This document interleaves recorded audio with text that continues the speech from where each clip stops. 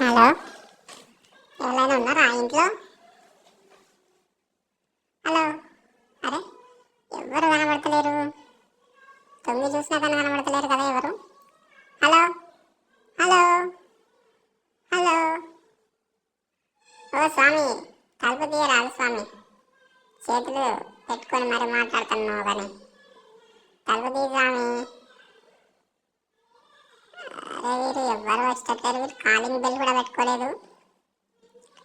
నా సౌండ్ కూడా ఏం వినబడతలేదు. అయ్యింది వీళ్ళకి.